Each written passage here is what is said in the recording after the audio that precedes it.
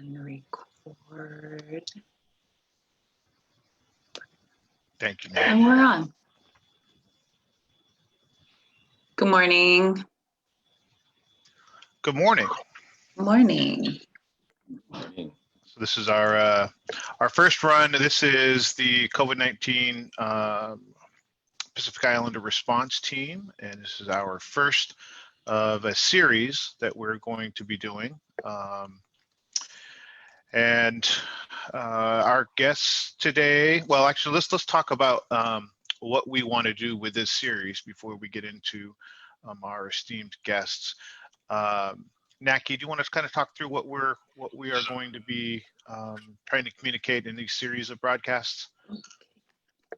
Yeah, we just want to get as much information about COVID-19 and to have our faith leaders share with their congregation and Pacific Islanders of how we can inform them and get them, our community, better information through our faith leaders and community-based organizations. I think I've tried to hit that. We have a Pastor Thompson who could also explain what's going on, but that's basically what we're trying to do.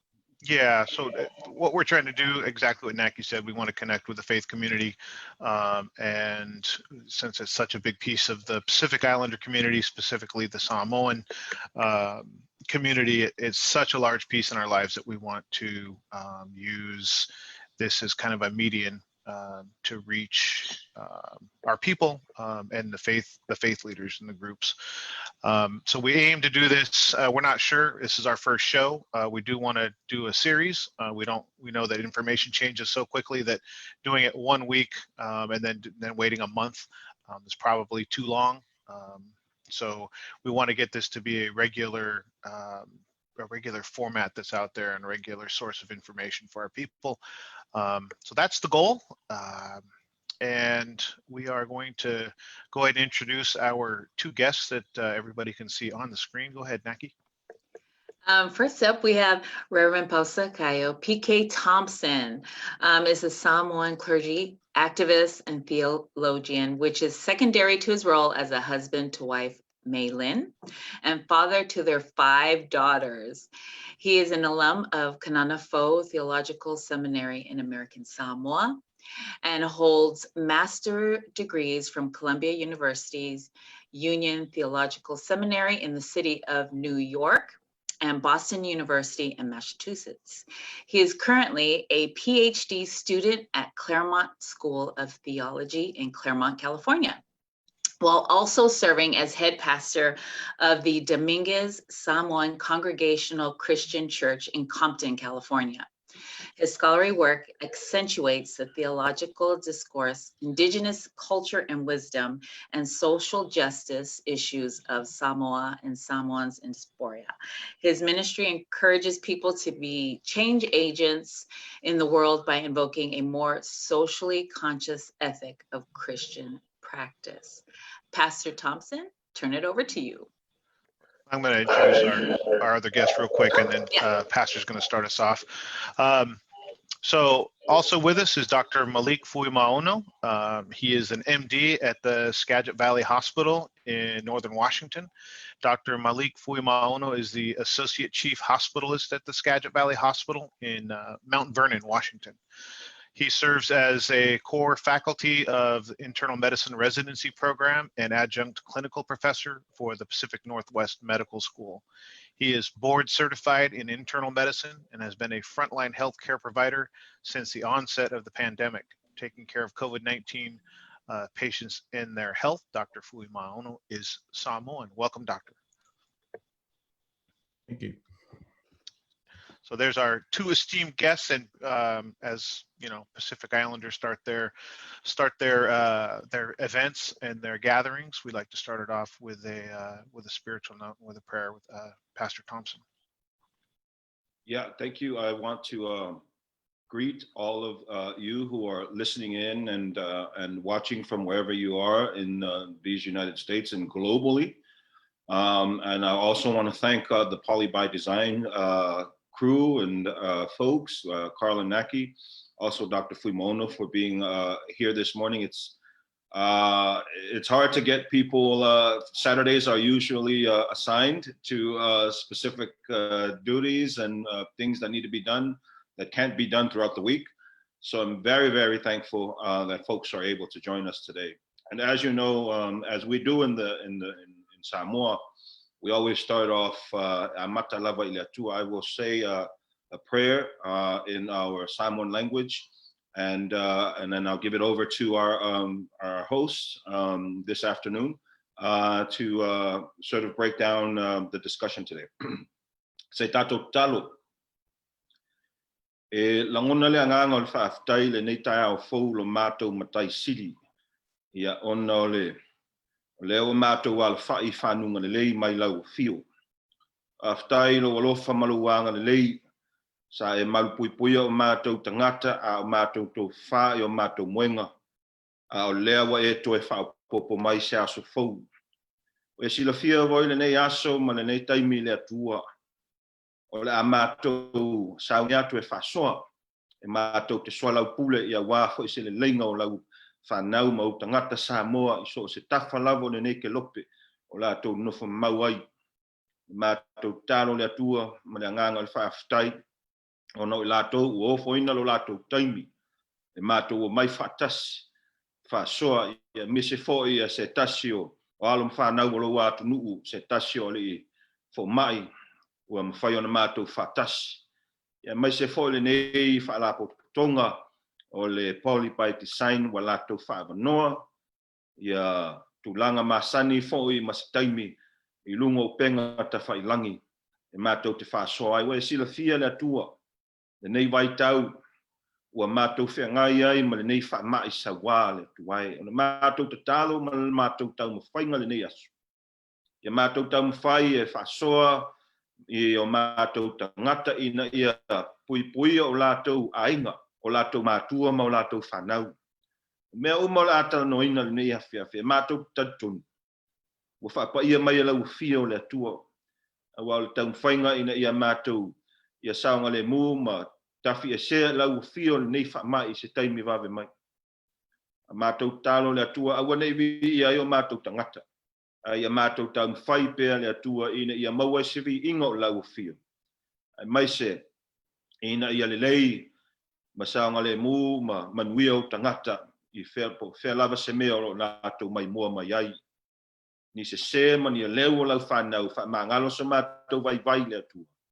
Whai lava lau fio le atua, ma whonga o mātou tangata le nei asu. Ma ia manuia le nei tau mwhainga, o le mātou mai talo le nei tai ao, e ala atu ia Yesu lo mātou wali I malo mātou whaola. Amen.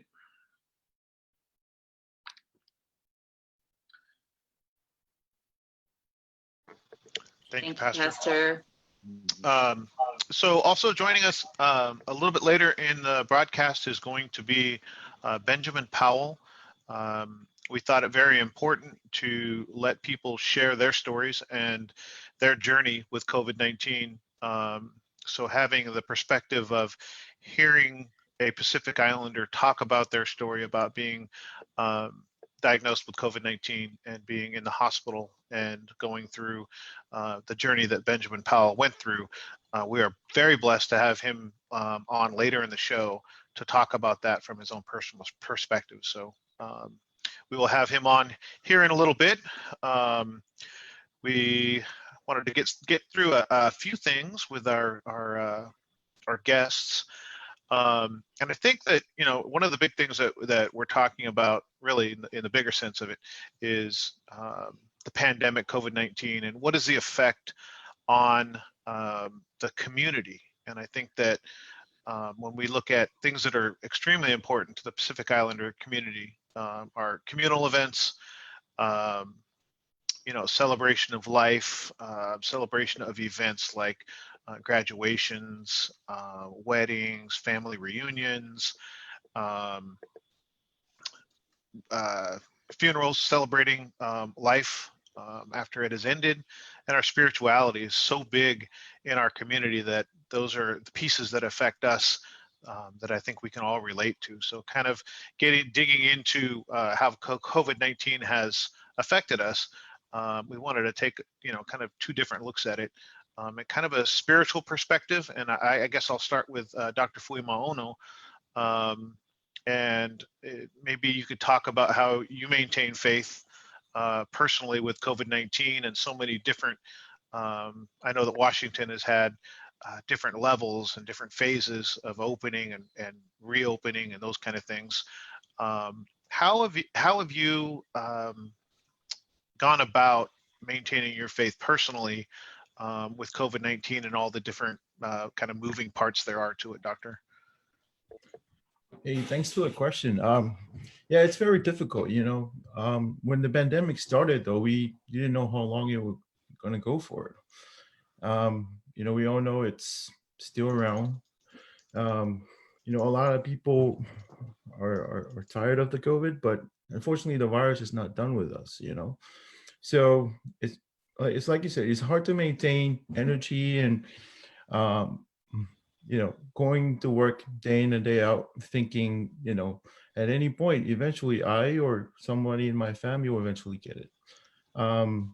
Like that was mentioned before, though, we are all Samoans. We grew up in a church. To me personally, even before the COVID-19, I rely on the power of prayer to help me out every time I go in. I ask for knowledge, I ask for strength, and do have my family who have prayers for me. I talk to my parents every time, and the first thing they say is, we're praying for you. They understand the work I do is very difficult. And, as a doctor, it's very frustrating because, initially our efforts were really good, reflected by the curve. But unfortunately, every time you turn on the TV, the curve is not going down. It's actually going the wrong directions, which to me points that we still have a lot of work to do. Like I said, though, I think it's been prolonged. It's been, we've been we're tired of the virus, though. Right? I think everybody understands that. But unfortunately, if we left our guard down, we will be dealing with this virus for a longer period of time. So the thing about the virus is it's a novel virus, which means the novel means we've never seen this virus before. And I think that creates a lot of frustration in our side, the medical field and the scientists, because we usually rely on our knowledge, we rely on research to tell us what to do. Unfortunately, this virus, we've never done this before. The only thing we had at the beginning of the pandemic was data was coming out of China, Italy. Those countries were hit before us. So we rely on some of that data that came out. But the good news is, unlike the media, which is portraying a dim picture of what's going on, there's always hope. And 7 months under our belt, I think we've learned a lot on the virus. We have some good treatments that are now being utilized. I think our knowledge of the COVID-19 is a little bit better than when we first started. So again, to me, that's reflecting the power of prayer that our clergy and our ministers have been praying for us. So we have some ammunitions against this fight, though. So I think we're better off right now than we were a few months ago. So my message is there's hope. People survive. It's not like every number you see who has the positive doesn't mean all of them are going to die, which is the perception of a lot of people. I know I've been watching the news back home. They called the virus or the famayotsi, the death disease. But unfortunately, that's not true, though. I mean, a lot of people actually go home and recover and go back to their normal life. So I want to put that in perspective. So to answer your initial questions, yeah, I say my prayer every day. It's something that really helped me as a doctor to kind of give hope. And like I said before in our previous Zoom meetings, that I see my job as a calling rather than a job. I felt like Heavenly Father have put me in this place and this talent to help people, and that's what really gives me strength, though. So. Thank you, Doctor. Yeah.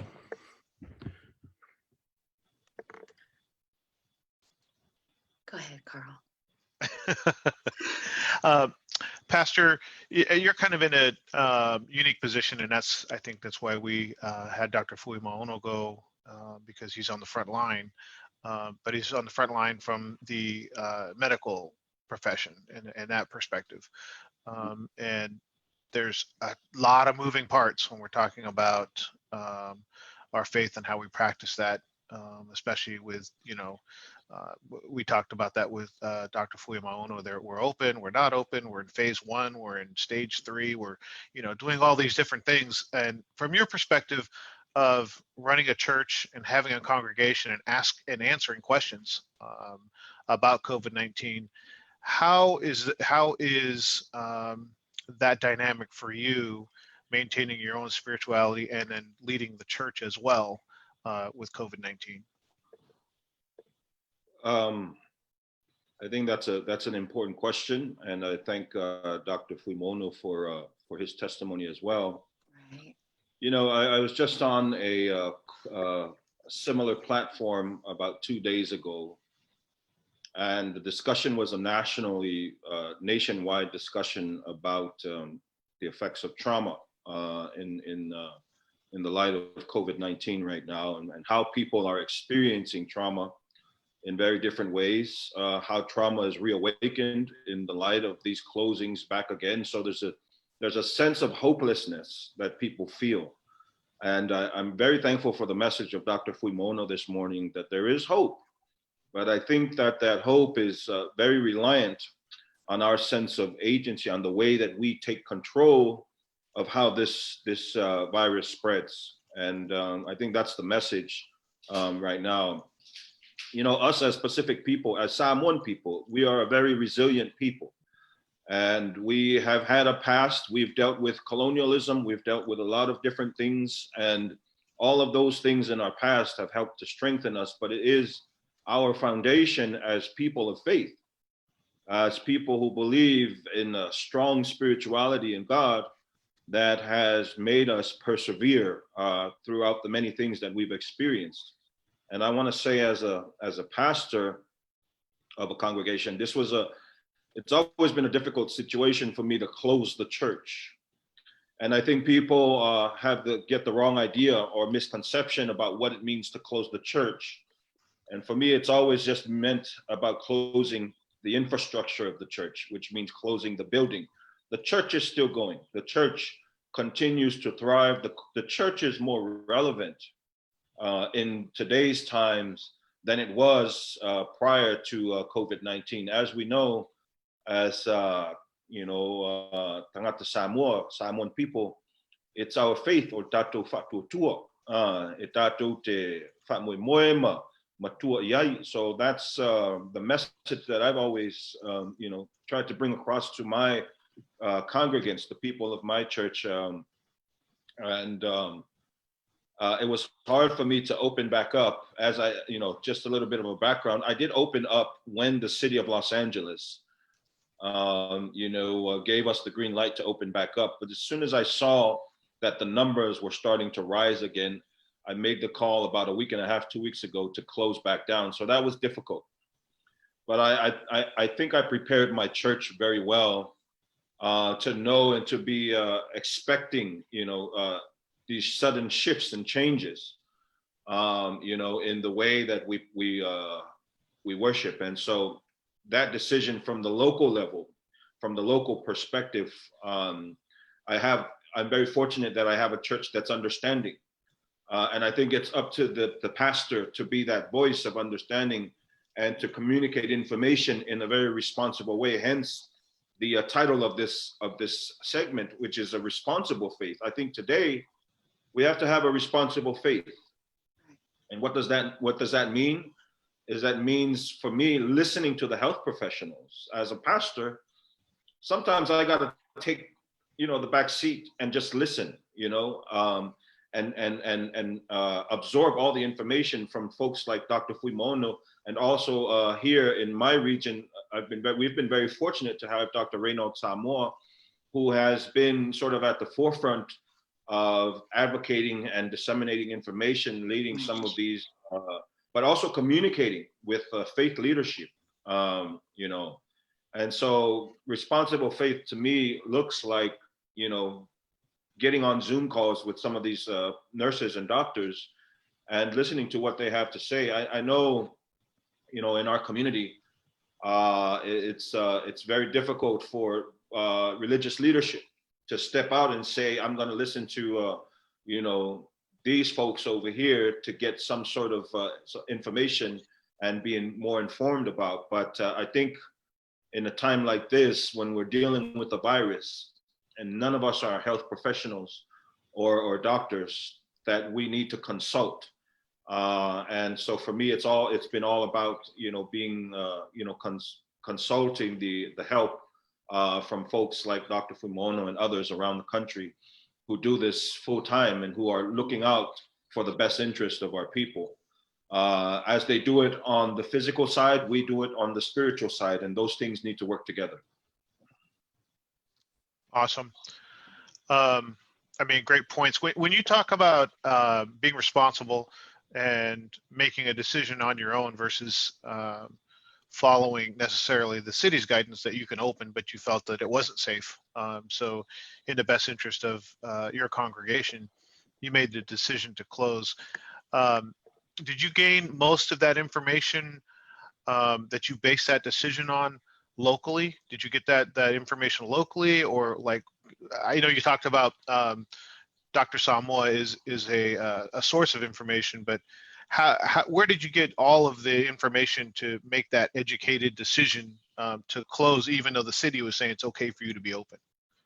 Yeah, I'm going to mention two sources that are very important for me. One was my own people, was my own church, and gauging sort of the anxiety of the church. Half of the church felt a certain way, that it was okay to come back in and worship, and half of the church still had anxieties. One, because they had lived experiences with the virus, and that was very key in the decision to close back down, because half of the church knew or had family members that had been affected by the virus, and they were the more reluctant to come back into a large group setting, even though we were abiding by state guidelines as far as the social distancing and the sanitizing and all of those things, and not singing in church. And so, you know, it was a very different experience, I have to say, with those 2 weeks of church. No voices you could hear. And I was the only one speaking, right? And so that's one of the sources, was my own people, just listening to them and getting a feel of what's going on in their own lives outside of the church. And then two was basically the data from that was, you know, I'm part of the regional COVID response team that is part of a larger national COVID-19 response team of Pacific Islanders. And so having that information, going on those websites, right, going on whether it be the Facebook page, and looking at the data that's very consistent. There is now also a website for the Pacific Islanders COVID-19 response team. And that is one of the most reliable sources that I've had in tracking numbers. And so those are the two things that helped me make that sort of conscientious decision to say, you know, sometimes we don't have to wait on the city. We know, we get a feel on our own to say, let's do the best thing. There's a Samoan saying, so it's better to take precaution before it's too late. Right. Great point, Pastor. Dr. Fuimaono, a lot of our community, you know, Samoan people, we are hearsay. We hear, and what I've been hearing lately are a lot of people are not adhering to wearing masks. And they're saying can you tell us why it is very important why our people wear the mask, and that it's really, what I hear is that the mask is to protect whoever I'm around from whatever I have, so that I don't cough on them. Can you explain to the community why it is important to wear your mask? Yeah, definitely. You know, the mask is to protect other people, though. But if you do have the virus, though, the first recommendation from the CDC and WHO is you should be wearing a mask to prevent those respiratory droplets from going into the air and then infecting other people who are within 6 feet of yourself. So that's always been the recommendation from the beginning. What has happened is that there's a lot of mandates now in different states to wear masks. And obviously, a lot of people are watching the media and social media and all this stuff. There's a lot of problems associated with it. A lot of people are putting politics into wearing masks, which as a doctor, to me, is very mind-boggling because it's to protect others. There's nothing political about that statement. It's definitely something that we doctors are aware. And looking at countries who actually beat the virus, like New Zealand, Taiwan, South Korea, if you look at any picture or video from those countries, everybody's wearing a mask. So it's not rocket scientist to know that the benefit of wearing the mask. So in the context of talking about religion and medical and our discussion today, one of the things that I learned that my dad taught me is Jesus Christ said, you need to love your neighbors as you love yourself. And there's nothing better by manifesting that by wearing your mask. Right. I wear a mask because it's not for my own benefit at all. It's for the benefit of my neighbors who are everybody right now. And I think I want to put that message out there that if you are a Christian, if you say you follow Christ, wear a mask because that's a statement that I love my neighbors. That's why I'm wearing a mask though. Again, there's a lot of good information, but there's also bad information out there. Right. A lot of people are getting their sources, and I don't blame a lot of people who are against masks. I think it's because of the misinformation, number one, and number two is frustration. It's amazing how we, the healthcare workers, initially were the heroes. We receive a lot of free food. We receive a lot of messages from the community about us being the superhero, running into the hospital when everybody else is running away from it. But it's amazing how in a span of a few months, you become the villain. Now people don't trust what we say. And I don't blame them because going back to my statement about the novel virus, we have no idea what's going on with the virus. We have to change our recommendation based on data. And a lot of research that has been ongoing, and now we're seeing the results. Now we're saying, oh yeah, do this, do that. It's not because we don't know what we're doing, but this is the process of scientific studies. We based our recommendations on science and the evidence. So a lot of people become frustrated when they're like, you should have told us to wear a mask from the beginning. Like, well, unfortunately, we didn't know that. Now we know, and that's why we're giving the recommendations.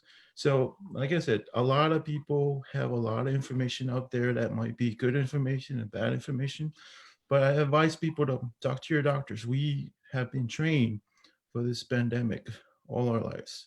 So the recommendations we give our patients is something that we follow and we recommend our own families.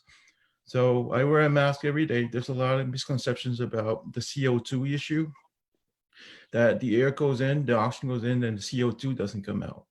And then that causes like a lot of people to freak out about it. Well, the science is very clear though. I mean, the example I would have is a surgeon. The surgeon wears the mask in the operating room every day and you don't see those guys passing out. The reason being is the CO2 actually comes out though. The mask does not prevent the CO2 from coming out. It's just a gas, it goes through anything. A mask, even if you, so the exchange of air is ongoing. Wearing a mask does not inhibit that though. But again, I think it's about sitting down with people and asking some of their questions. And I think a lot of people are reasonable. It's just that there's a lot of misinformation out there that might be causing some of their behaviors to change a little bit. But again, that's why I'm like always happy to join conversations like this to kind of bring that voice of reason to people that, yeah, it could be simple as wearing a mask could save a lot of people. But I think a lot of people don't understand that. It's like, it's too simple. It's too straightforward. Well, we're seeing the curves though. The curves are going up though, and usually areas where they're not following those recommendations to wear a mask. So again, so you just look at the evidence, just see the area where the viruses are spiking, and track them back like a month or two ago and see what those people were doing. We see people partying. There are a couple of holidays that are already done, and we see the videos of the teenagers going out on the beach and going to the bars, and those are the areas who are affected right now. So I really don't have to bring us a scientific paper and show you all the numbers. It's Right. evident all around. So Thank you, Doctor. Thank you, Doctor. I Um, love a light bulb went off, because if you're a Christian, like our Samoan community is so deep in faith, and I'm crying because it hit me, that if you are a Christian, you love thy neighbor, and to wear your mask is to love your neighbor. I apologize. I'm sorry. Thank you. I think that's so. It's the problem is it got politicized, right? If I want to know about, I have a question about the Word of God, I'm going to go to Pastor Thompson and I'm going to say, what does this verse mean? I'm not going to go to necessarily an electrician to ask about what this verse means. If I have a medical question, I'm going to go to Dr. Fuimaono Ono and say, hey, does a mask work? But somehow politicians got involved, like you said, and people are going and taking medical advice from politicians that are on TV or different medians, and somehow they got twisted up. If you want the right information, go to the experts. I think that's a great point. Pastor Thompson, kind of the same thing. I've heard family members say, "Well, I pray, so I'm not really that worried about it." And so that's kind of the same kind of question we asked Dr. Fuimaono. Well, the mask helps, right? I'm sure prayer helps, but how do you respond to that kind of thought process that, look, I pray every morning and every evening, so, God's got my back. I don't need to worry about a mask. I mean, I think Dr. Fuimaono hit the nail right on the head when he spoke about Jesus. The teachings, people have complicated such a simple and beautiful message of taking care of one another. And a lot of times pastors are responsible for these complications of the gospel, complications of complexifying the message of Jesus, which is to love thy neighbor. The mask, like Dr. Fuimaono said, is about loving yourself and loving others around you, loving your own family members. And, if we look back into the history of this country and of this world, this is not a new phenomenon. This country and this world has been through pandemics before in its past, and these were all guidelines that were also set up during those times to protect one another. So we are unfortunate to be in an era right now and in a time where we have been hit with a novel virus, such as the coronavirus. But also, I've always told my folks in my church and anyone that I come across is that this is one of those times where you actually live out your faith. And what does that mean? It means caring for the neighbor, being there for the other, right? Those who are the most vulnerable, and who are the most vulnerable at this time. I think when we look at the numbers in the United States, especially here in California, Pacific Islanders are some of the most vulnerable populations right now. And so how do we love each other, but how do we love us is really the main question also. And until we learn how to love ourselves and wear those masks and protect our fathers and our mothers and our grandparents and our children, I think we're just going to keep on going in circles and circles. So what does it mean for me to wear a mask? It means just like being a Christian, having the Bible as my constant sort of companion. What does it mean for me wearing a mask? It means me relying on the Holy Spirit to give me some sense of guidance in my life. What does it mean for me to wear the mask? It means for me wearing the mask means relying on the sacrifice of Jesus, who sacrificed himself for the benefit of others. And so in this time, I think we need to sacrifice all of our pettiness being on how uncomfortable the mask can be, pettiness about the sort of the labor of taking the mask with you. These are all small prices to pay for the well-being of our community. And I think at some point or another, we need to get over it.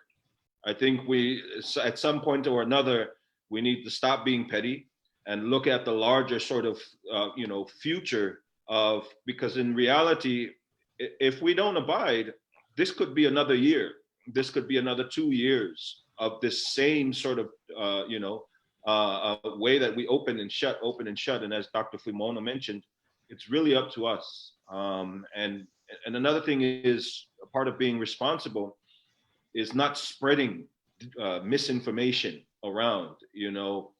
And that's the thing. I know sometimes us as a people, as Samoan people, I always tell my, you know, it's sometimes we're very relaxed in the way that we deal with issues like this. When I see folks going to fa'alave'alaves, when I see folks going to, you know, birthday parties and, you know, things like that, it's great when I see it and people are abiding, right, by sort of those guidelines and standards. But, you know, sometimes when we're in a specific space, we let our guard down.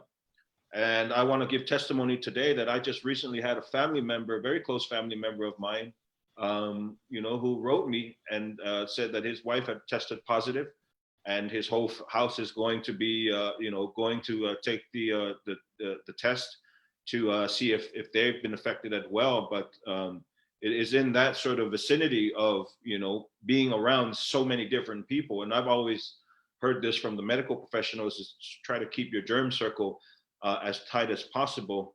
And that's the one thing that I've tried to do. I just, in the light of all these lockdowns, I'm always in the same locations and affiliating myself with the same people, but I'm also relying that they do the same, right? That they continue to sort of keep that germ circle as small and tight as possible. So the mask is a Christian responsibility. The message of it all, irresponsible faith, wearing the mask, social distancing, washing your hands, it is your Christian responsibility to do those things. Great words, great words. Sometimes you. the Samoan community, and Naki said it many times on our show, is we want to hear it from a pastor. We want to hear it from a doctor. Like, we want to hear those words from people of authority. We also want to hear from people, you know, in our community. And the thought with Poly by Design and the PI COVID-19 response team was, we don't have to choose. We're going to hear it from a pastor. We're going to hear the message from a doctor, and we're also going to hear the message from somebody who has lived the experience, because I think that, you know, we are a people that loves storytelling, and we like to hear the words from people that look like us. So it was very important for us to bring in somebody who has that experience, who is brave and wants to share the experience, because I think there's a lot of people that wouldn't want to walk back through that. So we are honored to have Benjamin Powell with us. Naki, if you want to give him his introduction we had on social media, and Ben, I'll just tell you that you blew up our social media. There was a ton of responses when we put this out yesterday. Thank you. Thank you. So Benjamin Powell, who has joined us, is Tongan and Fijian. His parents migrated to the States in 1979, settled in Salt Lake City, and later moved to Covina, California in 1985. Ben has been in the beauty industry since 1988 and currently working for Paul Mitchell as regional sales and education leader for 5 schools in Utah, Idaho, and Washington. Ben is here to tell his story and his journey with COVID-19. So thank you, Benjamin Powell, for joining us. We appreciate your time. I also wanted to add with with having Pastor Thompson and Dr. Fuimaono and Benjamin here, is that our faith is so strong. Not only do we want to hear from pastors, but we want to hear from a Pacific Islander pastor. We want to see a Pacific Islander doctor. We want to see the faces that are telling the stories. I don't know why we only believe a Samoan doctor or a Samoan pastor or Fijian or Tongan. For some reason, and I think it's our culture, we only believe it when it's coming out of mouths of our whaita'au and our doctors and the people that look like us. So Benjamin, thank you so much for joining us this morning. We appreciate it. Can you tell us your story and how you caught COVID and just your journey? Sure. So first of all, I just want to say thank you for allowing me the opportunity to share this on your platform. I actually moved here to Salt Lake City about second to the last week in May. I took a job opportunity. I was laid off where I was at in Lexington for 10 years in Kentucky. So I came out here, and ironically, my work was supposed to prepare the schools to reopen. And that was to prepare them for the protection of what we had learned from everybody, from the government, all the different sources that we had, and also from our corporate office, preparing our schools to open up for, for business. And so part of my work was to get people prepared on how to protect themselves with COVID-19. The unfortunate part is 2 weeks into it, the person training them got sick. So I'm not really sure how I caught it. I was very cautious when I moved from Lexington to Utah. One thing I do keep check is I watch the state numbers, because obviously the work that I am involved in includes 200 students per campus, a lot of interaction with staff. And so those were things I was just very cautious about. One thing I did notice when I moved here to Utah, the relaxed attitude that people had. And I'm just going to be very candid, because I am a Polynesian, just like us all here. I noticed that crowds were still happening. It was quite funny to me, or not funny, but interesting to me, that churches were told to shut down, but our people continued to gather. They were still having big kongais, right? They were still having big, it was May, June, graduation celebration. So I don't know. I mean, things were happening here, but I kept my distance on things, and I was moving here. So I had to look for a house. I was ready for work. Somehow, somewhere, even with my mask on, even at work with reading my temperature and doing all of the things that we're supposed to, wearing the gloves, somewhere, somehow I caught it. And so within that first week of June, I felt a little tickle in my throat. And I thought maybe it's the altitude. I'm in a different climate, higher elevation, things were different, so I was adjusting. That was around Friday. Cough started to kind of develop. Well, kind of didn't think, I had COVID. I was just like, well, it's probably allergies, because that's usually what I have, or sinuses. Then Sunday came along and it was bad. So then I went to the ER with had my cousin take me, checked in, and you're gonna have to excuse me, I still have a little cough. And I think when I went in, they asked me if I've done the COVID test. I said, no, I just moved here. So they did it that Sunday. Obviously, it was going to take a couple of days for the results to come back. And so I think as I look back now, they probably saw the symptoms that I wasn't paying attention to, because they kept me for a couple of nights. Sent me home with cough syrup, a bottle of Talanoa, and said, just take this, and if anything changes, just come back. So I went to work. Now my body was starting to feel a little funny, and it was starting to hurt more than I've ever I've ever felt. I just started to feel a little awkward with just certain, things that were happening. And then Thursday, when I went to work, my cough was out of control. My taste buds were starting to change. I started to taste this sulfury, metallic kind of taste in my mouth. So, and it happened when I ate something, and it was not what my sandwich should taste like. So I went to work early that morning, not feeling too great.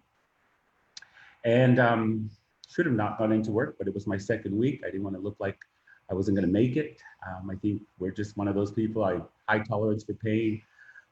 So I went to the bathroom and found that I had blood in my urine. I don't know how that happened, as well as in the stool. That really freaked me out. That taste was still in my mouth. Cough was uncontrollable.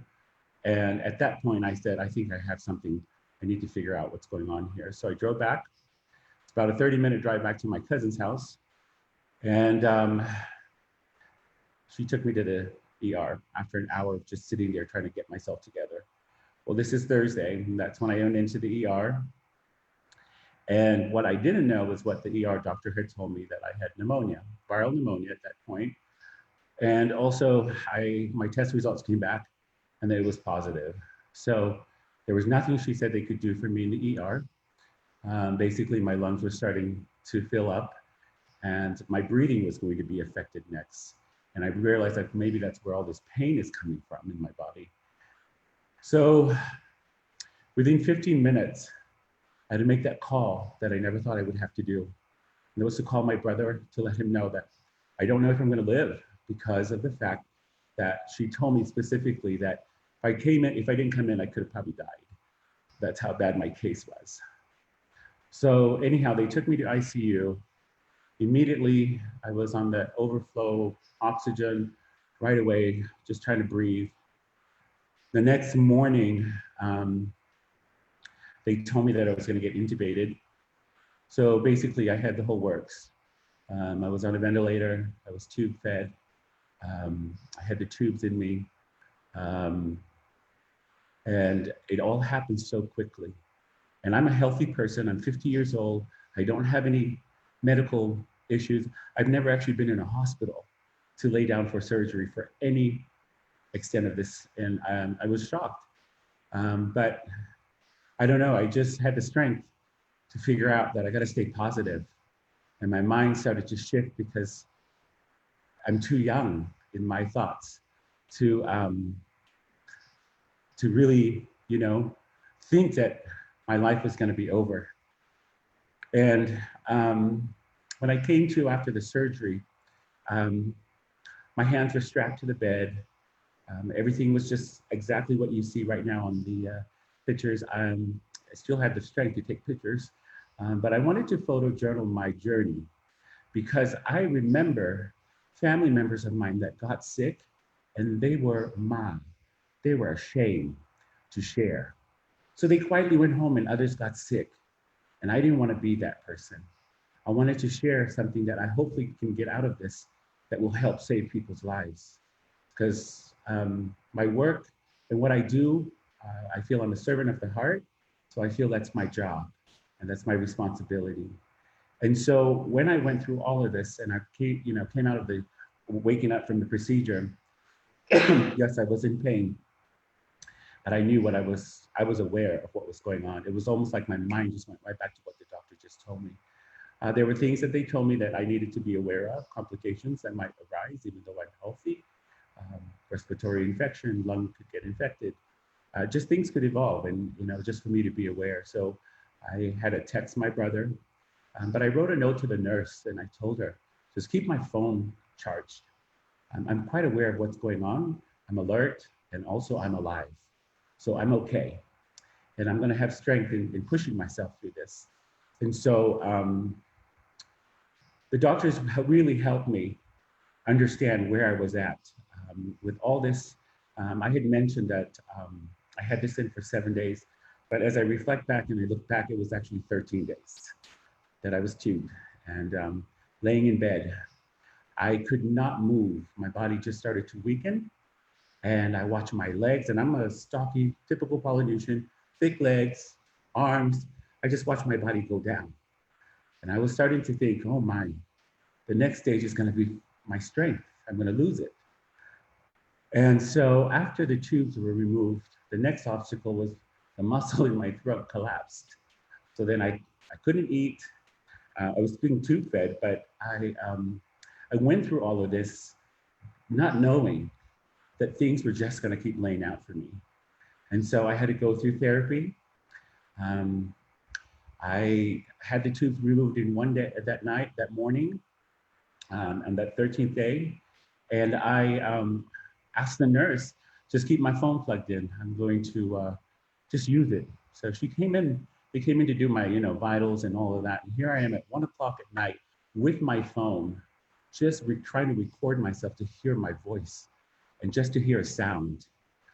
Because I thought, oh my gosh, if I lose my voice, that's my moneymaker. That's what I do. I teach, I speak, I do things with the, communication. So I finally heard a little crack in my voice after doing the vowels and trying to hear a little, voice of hope.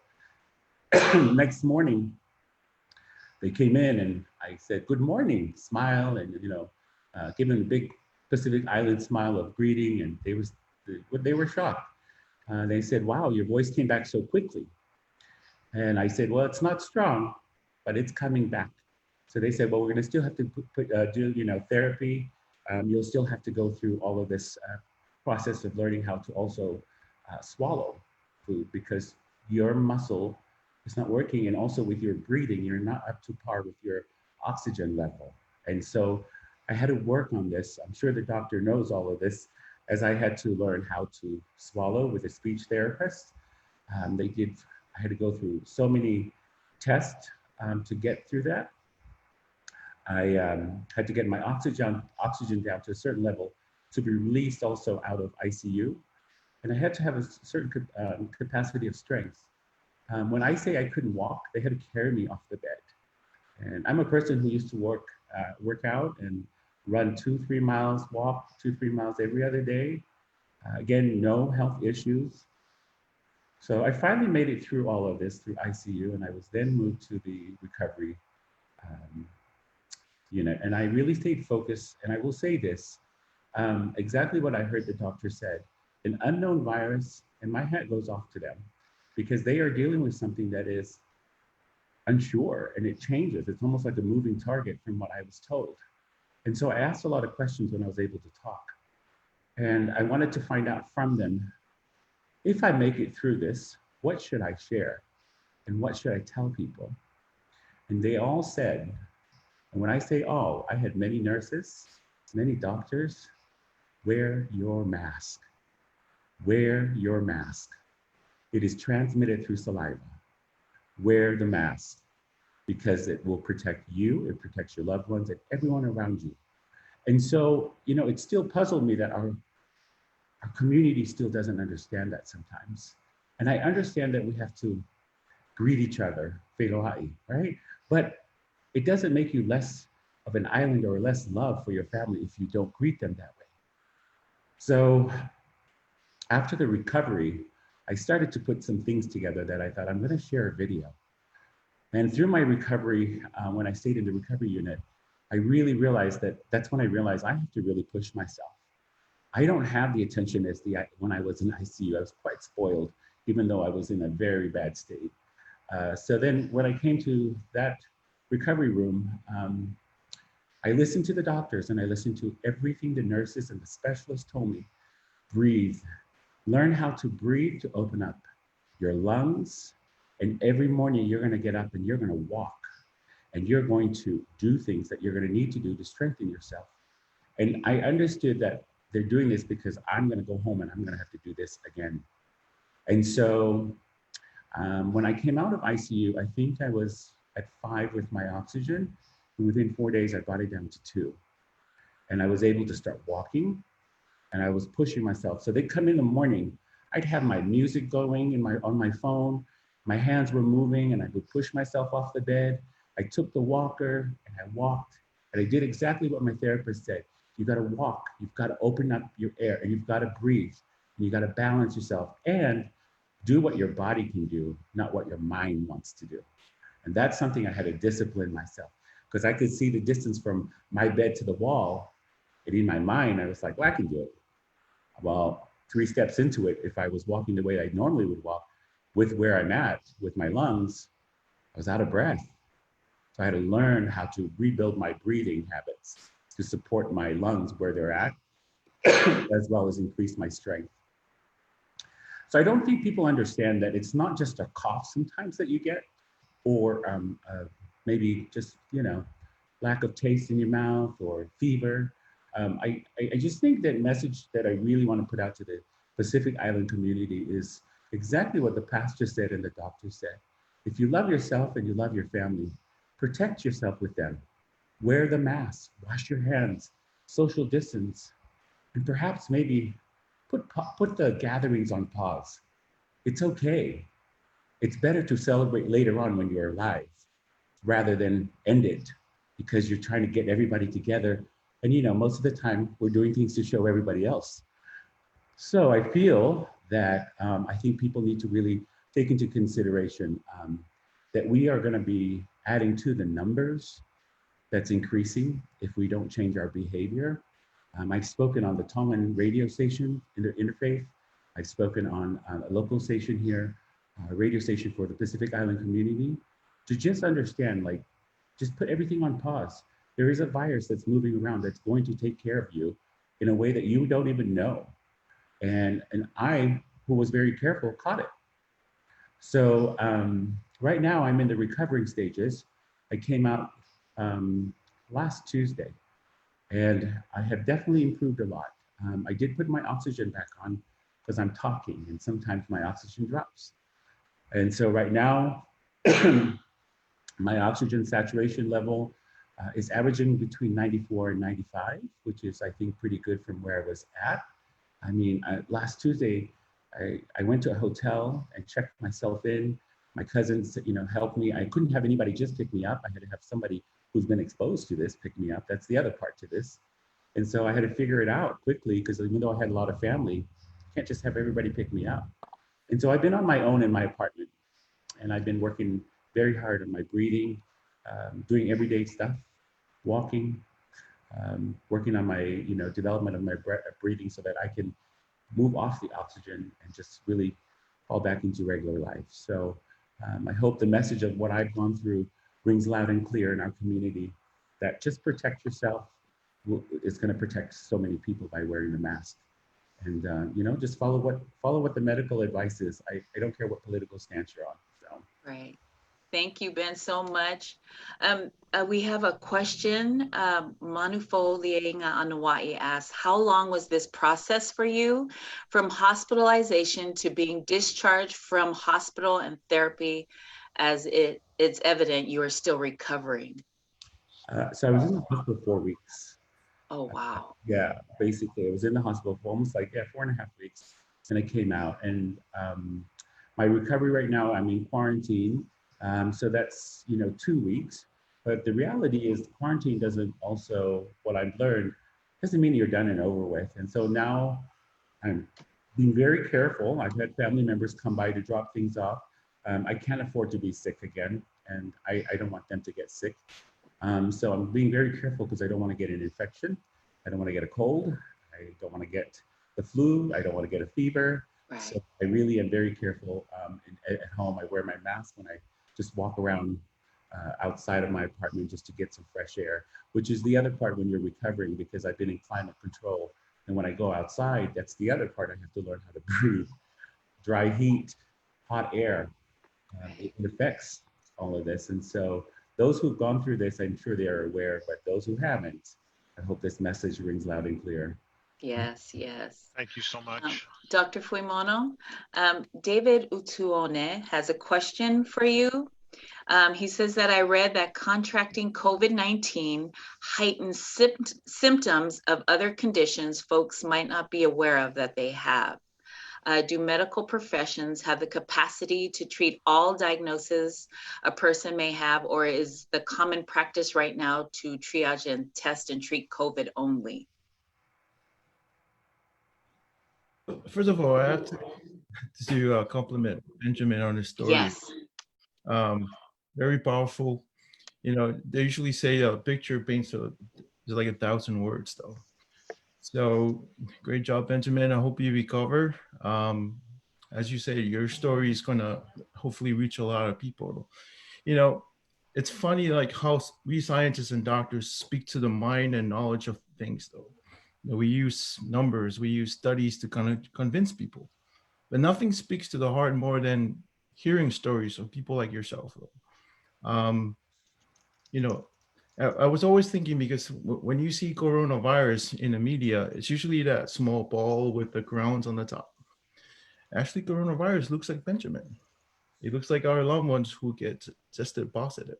And I think that brings the point, though, that this virus is surviving because we carry it around. If it's on the surface, it will die within a few hours, though. So the more we ignore it, the more we don't follow recommendations from the doctors, then the more this virus is going to spread, though. Somebody mentioned a lot of people don't wear masks because it's uncomfortable, but could you imagine Benjamin on the ventilator? A machine is breathing for you and pushing air into your lungs every couple of seconds. It's the most uncomfortable thing, to the point where we have to sedate people on the ventilator because there's something choking you in your throat, though, and it's very difficult to breathe, though. So paint that picture in your head next time you think, oh, I can't wear the mask because it's very uncomfortable. I think Benjamin's story kind of brings that to home to a lot of people, that this is real and we need to kind of change our ways and follow masking and social distancing and our gathering to prevent another brother or sister like Benjamin from getting sick. He could have lost his life, but thank God that he's recovering well, and I wish you all the best, Benjamin. So what was this question again? I'm sorry. People, when you get diagnosed with COVID and our community is finding out for the first time that they have other diagnoses, is the main thing just to cure the COVID, or are they treating all the symptoms of the patient? So all symptoms, if they have a previously undiagnosed conditions, I'm pretty sure we know how to treat that though. Things like diabetes. If you didn't know you have diabetes before, but when we find out when you come in because of the virus, yeah, that's something, Reino Samo is an expert on that. So any other conditions other than the virus, I could safely say with 100% certainty we could cure that. So I think that's what the question was though. Unfortunately, the virus, we're still trying to learn how to cure it, but any other condition that we might have diagnosed while you are diagnosed with the virus, we could treat though. So it's a simple answer is we could treat any other conditions other than the virus right now. Yeah, you're treating everything that's wrong with that person, not just COVID. Yes. Thank you, David, for your question. Benjamin brought up a really good point that I don't think it's spoken enough of. I've heard it spoken, just kind of in passing, but it hasn't really been a topic, and that's shame. There's a stigma. There's there's shame involved with sickness where we want to hide. We don't want to talk about it. We don't want to let people know that we went through this. And I think that's one piece of why Benjamin telling his story is so brave, because there is that shame in the community. And this is for either or both Pastor Thompson and Dr. Fuimaono Ono. How can we go about trying to remove that? Because that's deep-seated. I mean, that's in our community. How would you speak to overcoming that? Well, I think the one thing that I can add to that discussion is that it's very much a part of our history and our culture to sort of view diseases in this way. Indigenous people of the Pacific.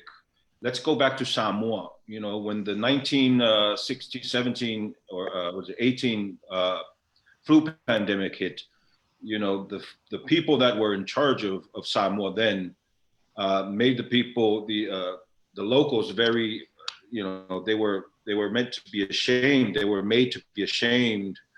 And so if you really want to put it into perspective, there were mass graves that were dug up on site. Bodies were laid by the roadside. So it was very shameful in that regard. And it also goes back to sort of an indigenous spirituality of Samoa. We've only been Christian not even 200 years. We have 2,000 years of another history that's there, and a religious identity that pre-exists Christianity. And some of those things are not gone yet. We may want to believe that they're gone, but some of those deeply rooted indigenous belief systems are still there, but they've become Christianized and we've somehow navigated around them. So disease is one of those things. In indigenous Samoa, prior to Christianity, when some sort of disease or foreign disease would happen, it was usually interpreted as some sort of divine retribution, some sort of divine curse. And so these things have carried on. Even when you look into the biblical tradition, it's meant to sort of be portrayed as some god cursing a people for the wrongdoing or some sort of disobedience.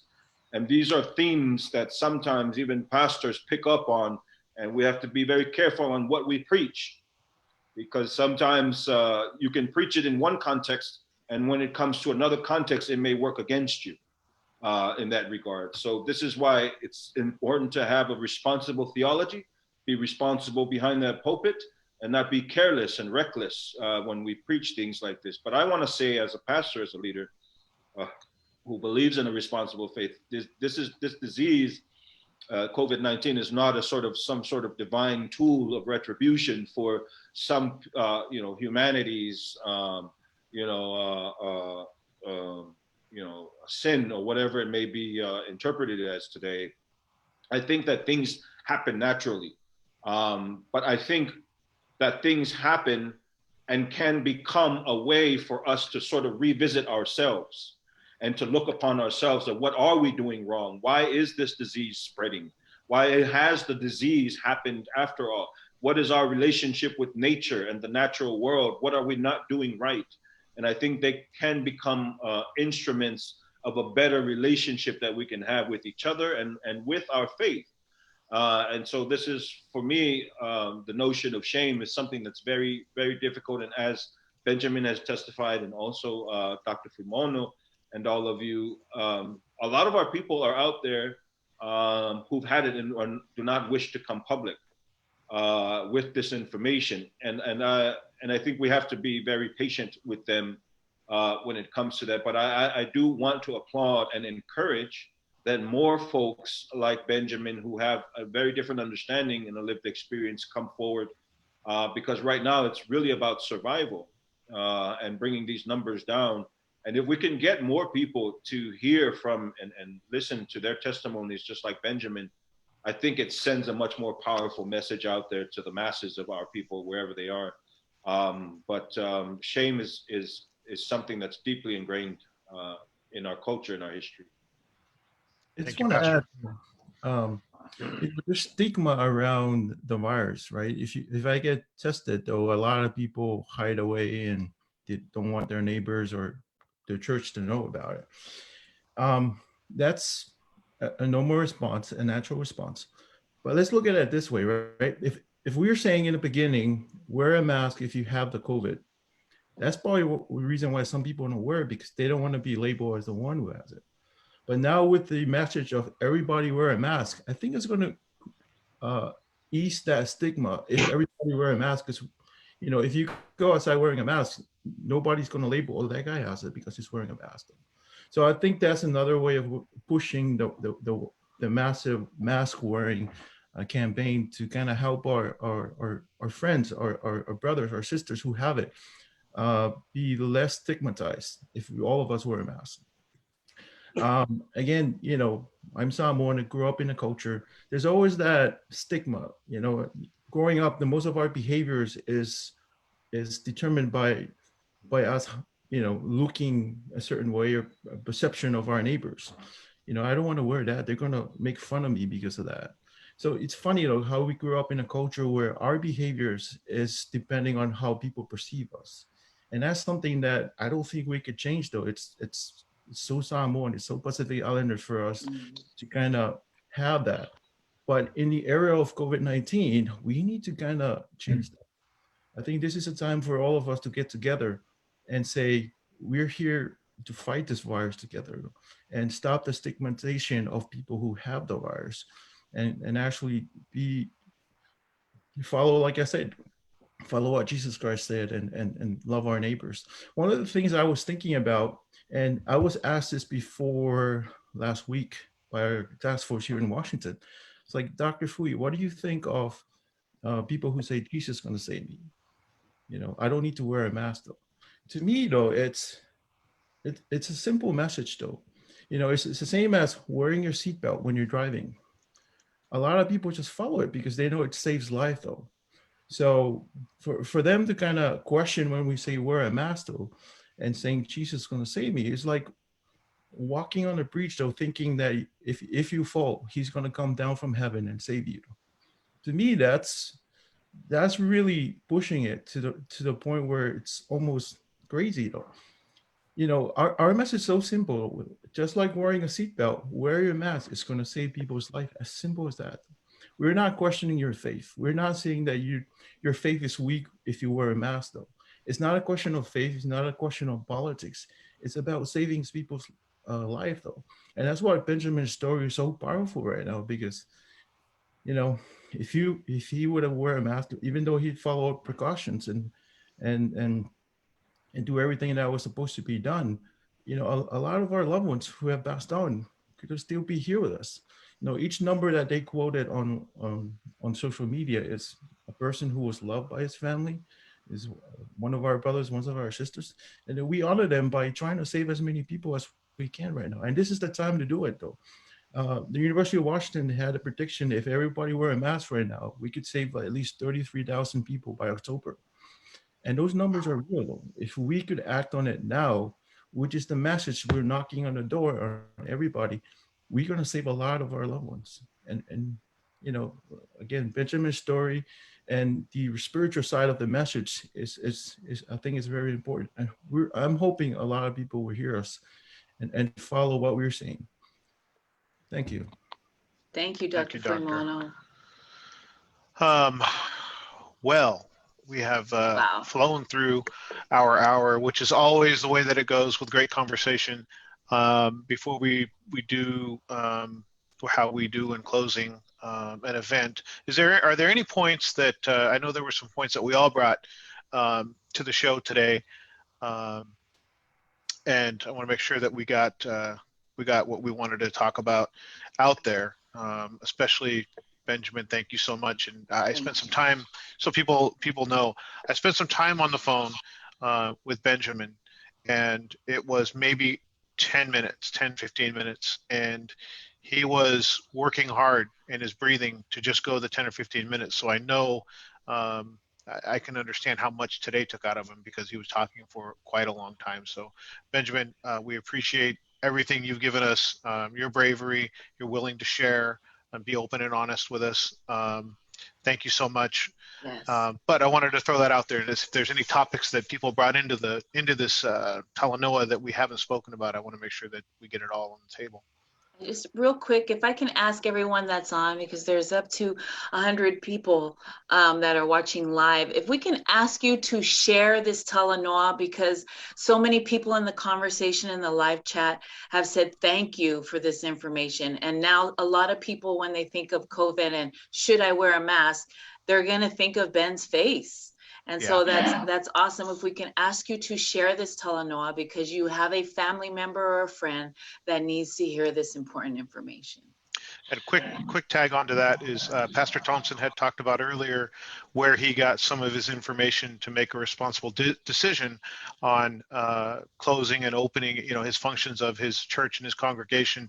And the COVID-19, PI COVID-19 response page and a task force are mentioned in this. So even more important to share, if you got family or friends that need this information, the information is there for them to see the video. They can, just bounce back to the part that that has that and shares that. But we will give that information out and share that as well, and tag this video later on social media. But definitely share so that your friends and family have this information at their fingertips as well.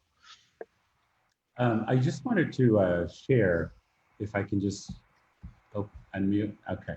I just wanted to share, and I want to say thank you to all of you for, bringing this together and having an open Talanoa session, because I think that Talanoa is our island way of communicating. It's the way we resolve things, and it's the way we open up things so that we can see where we can change. One thing I always know that we are known for is our humbleness. And I think that that is something that is lacking right now. And I'm sharing this because my video that I shared was from my heart. And my video was 18 minutes when I came out of the hospital. I had the strength to share the video and record it on Wednesday after I was released on Tuesday. And I didn't speak on anything that has to do with, I'm an expert, nothing. My heart was speaking to what I went through that I don't want people to go through. And I think it's called humility. And I feel like sometimes our people have lost that sense in where we're at in the United States. I am very grounded in my culture. I am actually also part Samoan. My father's father is Palangi and Samoan. My mother's Tongan, and my grandmother is Fijian and Tongan. So I'm a very mix of every island group that we're talking about right now. And I just feel humility and humbleness. We need to go back to that, because that's what we are known for. That's why we do what we do every day. We serve people. We love to help people. And I think we need to be humble in accepting the message that we just got today.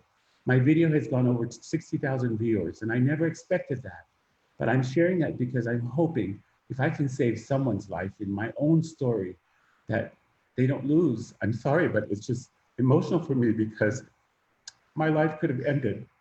And I think of my brothers, I think of my sisters, my cousins, I think of the people I serve every day, how I would not have that opportunity. And one thing I shared with the doctor is I'm a very humble person, I'm a very positive person, and that my time on earth wasn't done. I don't think so.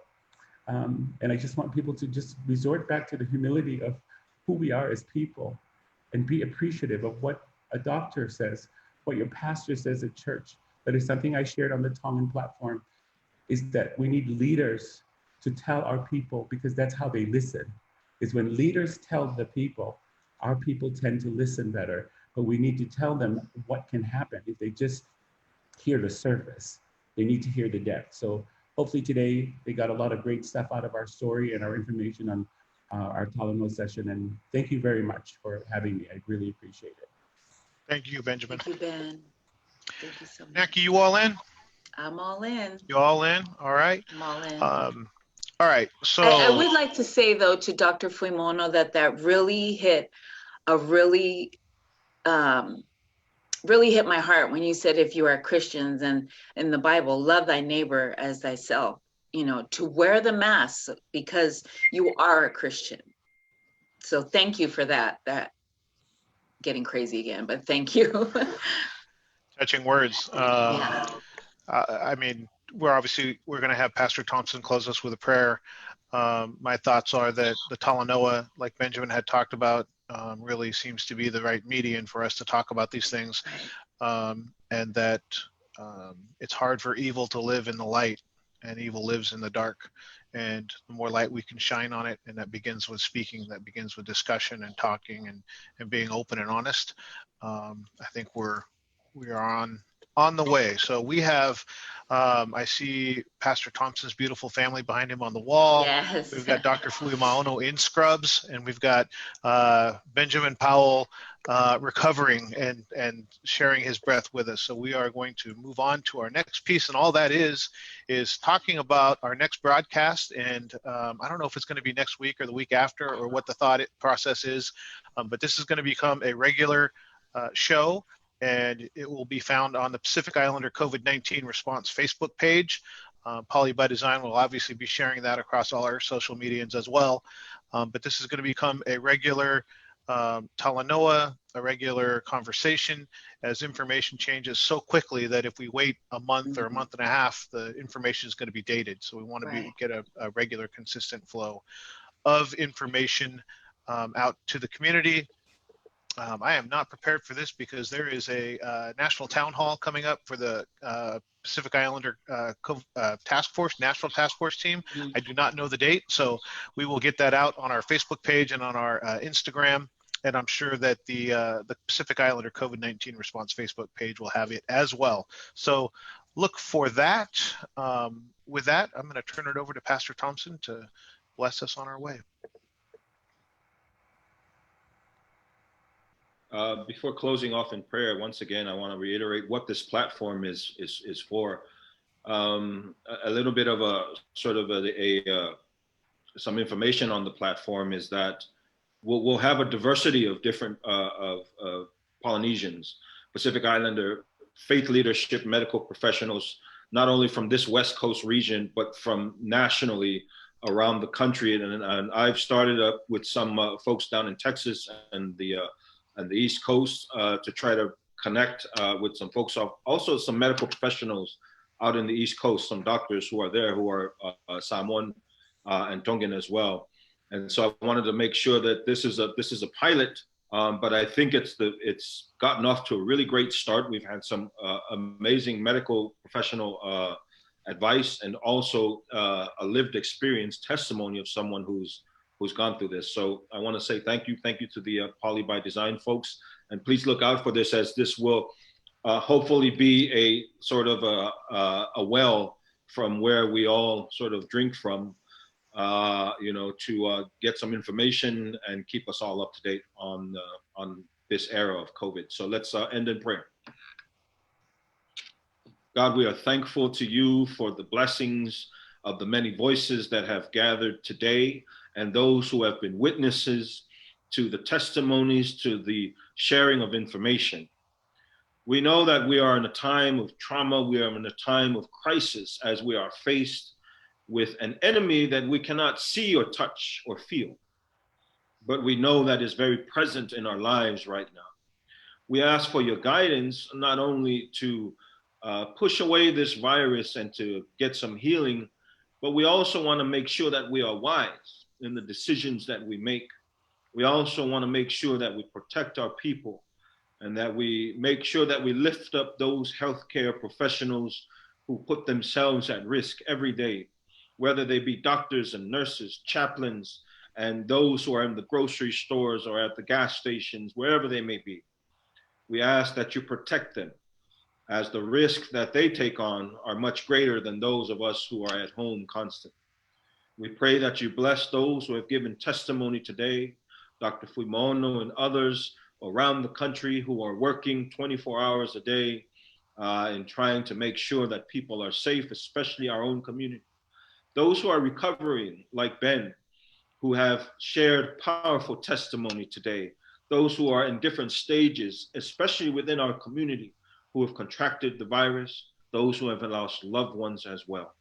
We keep them in our prayers, and we ask that this platform provided by Carl and Naki and Polly by Design and the National COVID Response Team of Pacific Islanders, may it be a well from which we all drink from and gather and gain information. If you have done anything in your sight that is untruthful and that has in some way not been responsive and accountable to the people that you have created us to be and those of whom we are responsible for in this moment, we ask forgiveness. But we also ask that we go forth in one, as Ben had mentioned, with a spirit of humility. That humbleness means being responsible, but also not thinking of oneself, but thinking of the greater community of our Pacific Islander people. And in that spirit, and in the name of Jesus Christ, I pray and we end this session. Amen. Amen. Thank you, Pastor. Thank you, Pastor. All right, everybody. Thank you. Great job. And we'll probably see everybody at some point later on down the line in the show series. Have a great weekend. Thank you. Thank you so much.